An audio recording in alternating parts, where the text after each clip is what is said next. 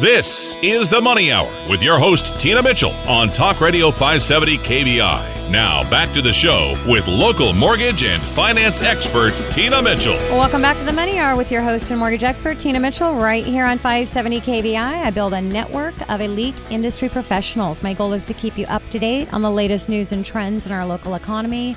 Keep me tuned in, and I will keep you informed. In studio right now, Doug Phillips of Phillips Estate Law, here to discuss today with us estate planning, wills, a little bit about living trust. Doug, thank you so much for coming in. Thank you for having me. I'm delighted to be here. Doug received his BA in economics with Wilmette University with honors and his Juris Doctorate from the UW. Before starting his own law practice in 2003, he spent 5 years in estate planning group at Bogle & Gates in Seattle, a large international law firm. He has more than 10 years chairing the estate planning department at Inslee, Best, Dosley, and Ryder Bellevue Law Firm. So, Doug, thank you again for coming in and just talking about estate planning, because I think, well, and I know I talk with a lot of clients and I really try to help, as I do here on the show. One of the main reasons I host the Money Hour is because I'm really passionate about helping people in all areas of financing. And I know that it's important in life that we're connected in all those areas and really know who to talk with. But what I find that in my community that I've spent 20 years building up with my clients, estate planning is that area that there's a lot of procrastination. And I think the reason why, because I did it before I actually started doing the show and I started learning things about all these areas, it helps me to protect my family. But we're talking about death. And so it's an easy area just to not want to think about right now today. But let's talk about just an overview of estate planning. Well, estate planning is something you do because you love somebody else. I think that's the easiest way to think of it. That's a good way to describe it. Because you're going to help them, whether it's protecting young children from their own poor decisions as money is passed to them at a parent's death, whether it's protecting or minimizing costs for dealing with disability, dealing with the transfer of assets, and minimizing estate taxes. So there's just so many things that you can do to be proactive and help in all of those areas. And once what I find very interesting when I begin to talk to clients about the specifics of the risks that they face because they have procrastinated, yes, their first question is, how quickly can we get this done? Exactly. Once they actually take time to, yes. Yeah, I mean, one of my most common questions after we go through some of this with a client, they'll say, because usually it's a 2-meeting process where we'll discuss what they need to do, and I'll draft documents, send it to them for review, and they come back and sign. They'll want to know what happens if they pass away before they make it back to sign their documents. They want to know the fact that they've talked about it. Will that help? And the answer, of course, is no. But then all of a sudden you see, what's at risk, and they just, okay, can we do this next week? So what about, are your beneficiary designations coordinated? Well, the concern there is, so in a big picture sense, estate planning is planning for your own disability through what we call powers of attorney, planning for your end-of-life situations through what we call a healthcare directive. Some people call it the pull the plug document, and planning for the transfer of the wealth that you've built up over your lifetime to your loved ones, whether that's through a life insurance policy, or through your retirement plan, or this the transfer of your real estate and other investment assets. But one of the biggest mistakes people make, besides not doing estate planning at all, because something like 60% of the people never do. Yeah. But to the extent that you have done estate planning, the biggest mistake I see people make, and the most devastating one by far, is not coordinating the beneficiary designations on their life insurance policies, their annuity policies, and their retirement plans, whether that be a 401k plan or IRA or 403b plan. And what people don't understand is that the beneficiary designations supersede the will. Or if they have a revocable living trust, which we'll talk about to deal with the transfer of assets, they also supersedes the living trust. So what people don't understand is that if they've got a trust for their young children, so if both spouses pass away and their assets pass to their younger children because they want to protect them until they're older, they think, okay, I'm all taken care of. I did my will or I did my living trust. But then what they don't realize is that they might have $1 million life insurance policy and $400,000 in their IRA account. They don't understand that when they die, if they have not set up the beneficiary designations so that those assets go to the trust under their will for their children, then those children are going to get $1.4 million at the age of 18. Wow. And that doesn't thrill most parents who have an 18-year-old son, by the way, and I've had 3 of those. So what happens is that the money goes directly into what we call a legal guardianship for that child, which adds extra legal expense, by the way. And then at the age of 18, they're considered an adult in the state of Washington, and they get the money directly. And there's nothing anybody can do about that once the parent has passed away. Yeah. So to coordinate that properly, you would need to name the trust that you create for them either in your general estate plan and make sure that the assets go directly to that trust. Otherwise, you're just out of luck. They'll get that money directly. And, sure, the rest of your assets, like your house equity and other investments, will go into the trust. Got it. But most people's biggest assets pass outside their will. Yes. Their life insurance when they're younger and their retirement plan when they're older. So it's crucial that those beneficiary designations be coordinated. So that's kind of a passion I have to make sure we get that lined up. And we give all of our clients actual language to take to their investment advisor or life insurance advisor to put those beneficiary designations into place. Everything we do, we have to be really strategic on the planning, but you can't do it without having an expert like yourself to walk them through the process. So what about, can you explain LegalZoom.com? Why not LegalZoom.com? Well, the problem with do-it-yourself estate planning is you don't have an opportunity to test it to find out if it works. Okay. Unlike maybe working on your own car. I mean, of course, a mechanic will tell you that you can cause a lot of permanent damage doing that, but at least you'll know usually ahead of time whether it worked or not. The problem with estate plan is you don't because it becomes effective at your disability or death. So obviously by then it's too late to find out if you've made a mistake or not. And now just your family is dealing with the devastating consequences of poor planning. There is a saying that's been around for centuries that a lawyer's best friend is a rich man who writes his own will. The idea that it's much more expensive to clean it up after the fact rather than to set it up properly in the first place. And I, unfortunately, for this one family, had a situation where that did happen. And we are a very, very large estate. And he did write his own will, unfortunately. And we have spent many, many years and many thousands of dollars in legal fees cleaning up that mess that was created that could have totally been alleviated had if you would have hired an expert that get the right exactly, advice. In the first place. Yeah. Yes. So what about if I have somebody listening that's asking, what about getting a will versus a living trust? Yeah, it's a question we get asked a lot. The idea of a living trust is a trust you set up during your lifetime. It's revocable, and it's really a will substitute. So it's just another method of transferring assets when you die. Now, in many states, the probate process, as we call it, that's the process where your will is given effect by the court system. In a lot of states, probate is very expensive. California to the south is our closest neighbor, where the fees paid to the estate lawyers and to the executor are a percentage of the value of the assets of the estate. And that percentage fee is often much higher than what the lawyer would get if they charged the normal hourly rate.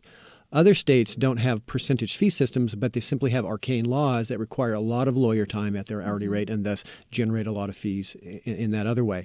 However, Washington has neither such situation. We have about the most streamlined probate laws of any state in the country. Many states are kind of using ours as a model, moving our direction. So people are surprised to find out that lawyers don't get rich in Washington doing probates. Okay. I have kids in college, so I sometimes wish that were the case, but it is not. And so we simply charge our normal hourly rate to do the work, and because our laws are more streamlined, we can do that quite cost effectively. So the quick answer to the question, will or living trust, is for most clients, a will is going to serve them better because the fees to do the planning are lower for a will than a living trust. There's less work to do, less education, no transfer of assets up front. And then there's a little bit of money saved usually at the death with a living trust as opposed to a will, but you probably already paid the extra fees up front and have offset that. And given the experts in this room, you understand one of the key issues of living trust is maintenance. And what I have found over the years is that people that have living trusts don't maintain them. Because if they don't put all of their assets in the living trust and keep them there during their lifetime, then at death there will be a probate anyway. Because even with a living trust, there is a backup will called a pour-over will that will, through probate, put all the remaining assets into your trust for distribution. Okay. So let's talk about refinancing of real estate. Okay. You well know that most lenders don't like to lend to trust-owned real estate. And there are some very few portfolio lenders out there that will even touch it. A portfolio loan, right? They can't sell it on. So what happens is the client has to come back to me and pay me to deed their house out of their living trust, do the refinance, and deed it back in. So and people that went through refinances multiple times. I did that in the last 10 years. Then there's multiple deeds back and forth. And then what you see is people forget to put the house back in the last time. Really? And then they die. and their house is sitting outside their living trust, and now there's a probate.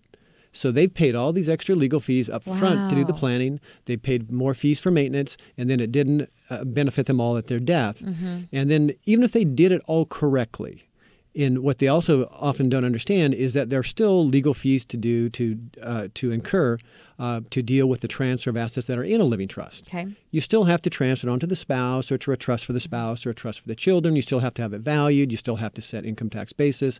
You still have to do all those normal things that you would do under probate. There's just a little bit less paperwork and no transaction with the court system at all. But in Washington, that's very, very minimized, because we have what's called a non-intervention probate process. So literally my clients never go to court. There's no very, very few times is there any petition to the court for any permission to do anything. We just do it on our own signature. Okay. But they do want to avoid probate at all cost. No, I'm saying no, they don't. Okay. That actually 99% of my clients go through probate, and it's not a great big deal. Okay. Now, it's not free, but it's not also the cost that some people think about. I mean, I'll give you a quick example. I had a client who had a parent who died in California, about $1 million plus estate. The legal fees on that estate, and there's some exceptions, but it was $65,000. Okay. Now, people here think that's kind of normal. Well, in Washington, that same size of an estate, for if your law firm that's working with you knows what they're doing, is probably going to be 10% of that, maybe a little bit more. So, it's not a huge number. We quote most clients that have $1 million to $3 million net worth, if we don't have to do an estate tax return, that the fees are much more in the $5,000 to $9,000 range. Just to give an example, that it's not the huge number that a lot of people think that it will be. Okay. So, Doug, what about, there's a lot of different triggers that take place that prompt that they need to pick up the phone and they need to call their estate planner, and one of them being marriage. Let's talk about that. Certainly. So the way the transfer of assets at death works in Washington and every state is that there is a state system for the distribution of your assets if you have not planned for them yourself. People call it say that the state has a will for if you don't have one.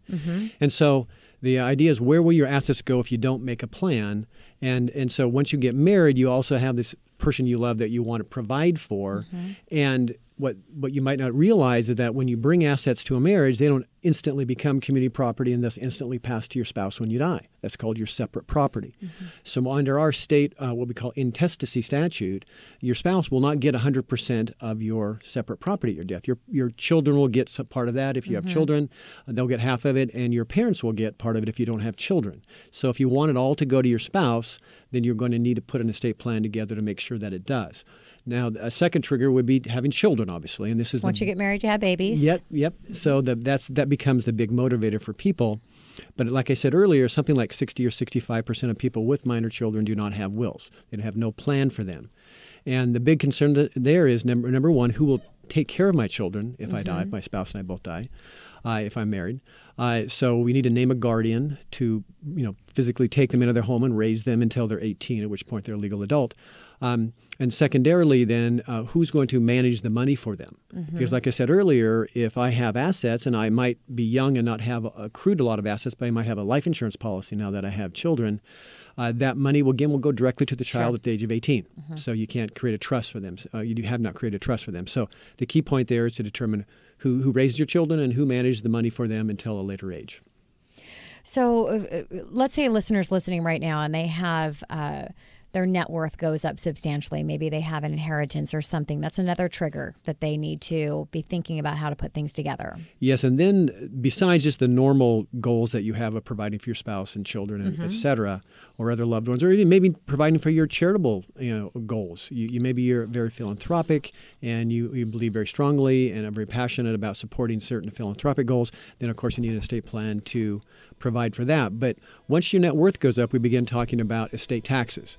And the good news there is that the amount that a person can pass tax-free has risen dramatically in recent years. So fewer people are exposed to estate tax. But in Washington State, the first $2 million goes tax-free, and the amount above that is taxed, beginning at 10% and going up as high as 20%. The federal government now gives you a $5.3 million exclusion from estate tax. So not very many people are exposed to that. But if you're above that, it's a flat 40%. So there are ways to make sure that, especially if you're married, if you give your assets directly to your spouse, and there's no prior other planning, then you'll lose your ability to transfer $2 million to your children at the second death. So if I'm worth $4 million and I'm married, I give my $2 million to my wife. She dies with a $4 million estate, only $2 million is tax-free. But I can plan under my will or living trust to create a trust for her that she'll have use of all $4 million, but at her death, all $4 million will pass estate tax-free. Got it. Doug, not enough time for any of my guests. I mean, the day just goes by really, really quick. I've got 1 hour, and I'm sorry that we don't have more time for more information, but pick up the phone, give my show a call, 1-888-987-0570. Again, 1-888-987-0570. I'll get you connected directly with Doug. This is your host and mortgage expert signing off for the day. I will be back here next Sunday, same time, same place, right here on 570 KVI. Enjoy the rest of your day.